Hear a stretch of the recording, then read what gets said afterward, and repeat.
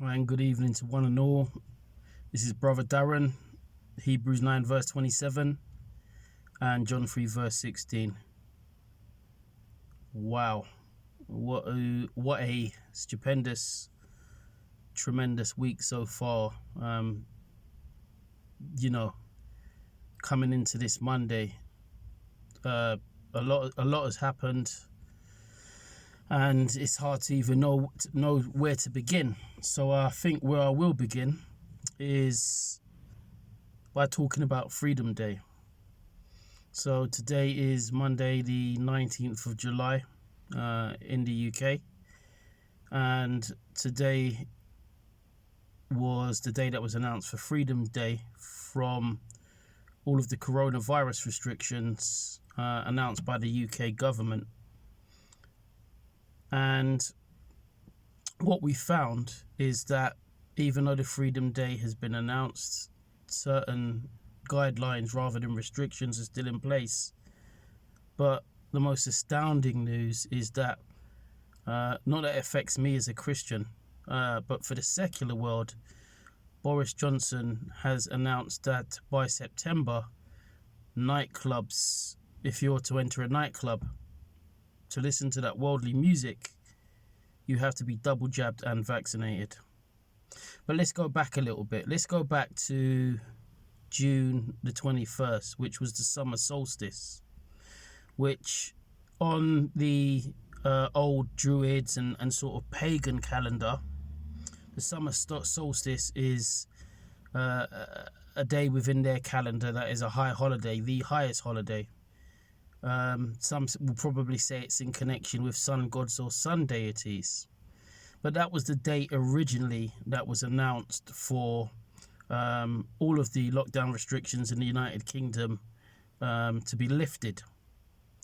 But what happened on that day is it was actually put forward to today, being Monday the 19th of July, because of growing cases for the coronavirus, especially those that had been triggered by the new variant, the Delta variant, which is a variant that seems to have really spread throughout the UK, and I think we might now be up to about 50,000 cases that they've got reported for this Delta variant. Now, what's funny to me is when we look back on the ancient world and on the deities and the spiritual systems that were in place. Of course, at one time, England would have been under the spirit of pantheism and paganism. But that free spirit, that spiritual system was years ago, or should I say centuries ago, overthrown by the Romans. The Romans had quite a few battles, I believe, with those who had sort of pantheistic beliefs and pagan beliefs, and sort of overthrew them. So what happens on June the 21st, the summer solstice day? Well, that spirit which thinks it's free and it can, and is pagan and is in the UK, it was overruled, so to speak. It didn't get its freedom on that day. And the UK government, which is if you trace it back to its roots, England does have some Protestant roots, some Catholic roots as well, but largely those in the government tend to be nominal Christians or Catholics, but have certainly been influenced by the Roman Catholic Church and the Roman Empire before. So that is the dominant force which really has influenced UK history and England. And of course, under King Henry VIII, England became a Protestant country, but not with a massive theological change.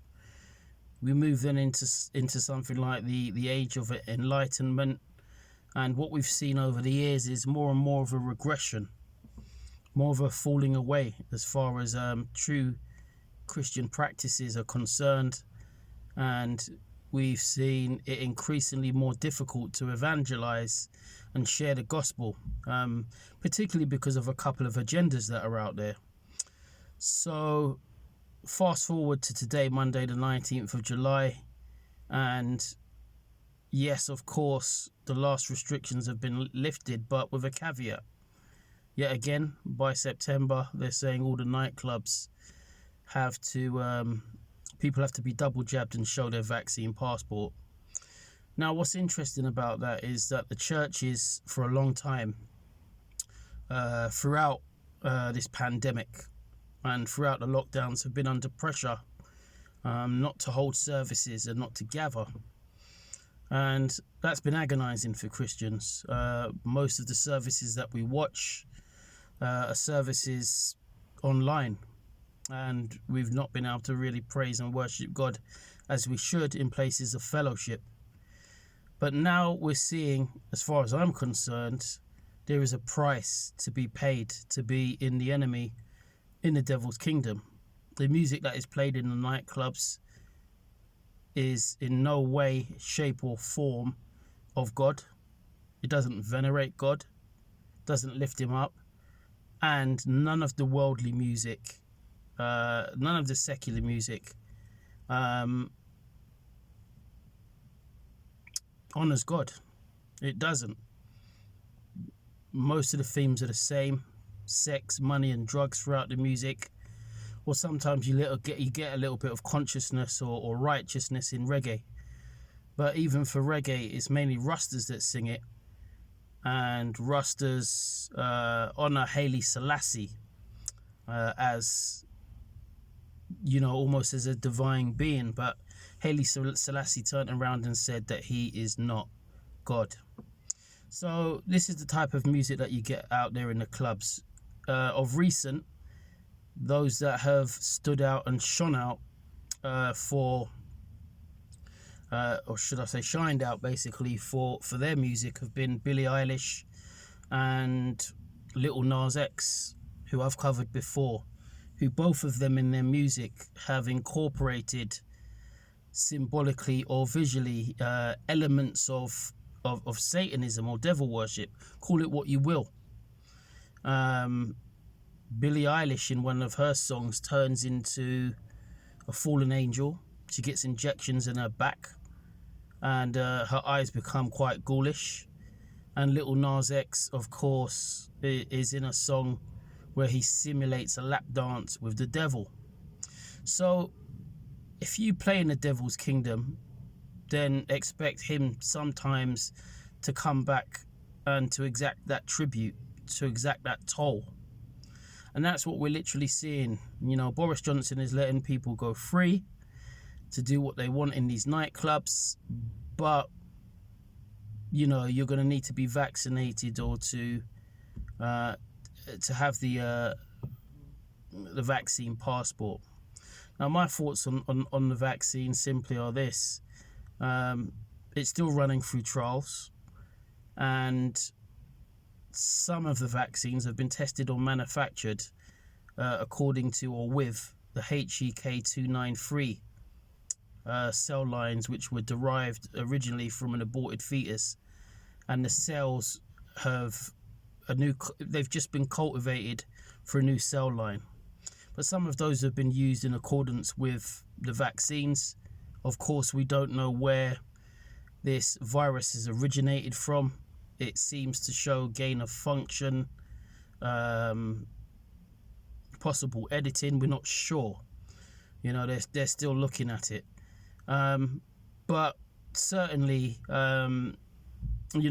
people like Klaus Schwab have spoke about it for the Great Reset. It has triggered and really pushed through the cashless society and CBDCs. All of these things are kind of coming into place. Track and trace, things have got a little bit more difficult as far as this is all concerned. And that's the current situation that we have. Now, I also did a video the other day on Emmanuel Macron. Where Macron effectively was speaking about COVID-19 is a beast of events, and saying this is just like an existential crisis. Now, the thing is this: since then, Emmanuel Macron, he launched, I guess, a set of initiatives in France, which the people have been in protest, rebellion, and arms about, for people to increase the vaccinations for them, and to have vaccine passports used in a number of places, public places, namely restaurants and shopping centres as a major. But over 100,000 people went to march and protested against that, and I think now he's dropped at least the shopping centre restrictions. But as I said, Emmanuel Macron, and with France, they sit within the European Union. The EU is pushing towards digital wallets, digital ID by 2030 for 80% of its citizens. So there's a lot that is taking place that shapes up in Bible prophecy. But yeah, I've been just absolutely astounded by how things are shaping up. And I believe that people are being left with a choice to see and know and to acknowledge the things of God and to adhere to them, draw closer to God, or be carried adrift with the agenda and the direction of this world, its agencies, those that are particularly in high power, and their ideals and their values and their drive without God, and where that will take us to. Where is it taking us to? A postmodern, humanist, globalist, elitist, transhumanist society, and one that by default actually pays homage to the devil, because it's not the Lord that is being lifted up or being venerated. Anyway, I'm going to end the video there. This is Brother Darren, Hebrews 9 verse 27 and John 3 verse 16. If you don't know the Lord, I encourage you to seek him out, find a relationship with him, be baptized, turn from sin, find a good church to fellowship in, and really cultivate your relationship with God, because the Bible says there is a heaven to gain and a hell to shun, as my pastor always says. And be not ignorant of the devil's devices, the Bible says. Watch and pray that you enter not into temptation. And the Bible in Revelation, I believe it's chapter 12, says that the devil effectively, he's been cast out of heaven and he comes down to this earth with great wrath. So, what should it profit the world? The Bible says, if a man should gain the whole world, all the riches, all the wisdom of it, but then lose your soul. Anyway, God bless. I encourage you to seek the Lord once again. This is Brother Darren, Hebrews 9 verse 27 and John 3 verse 16.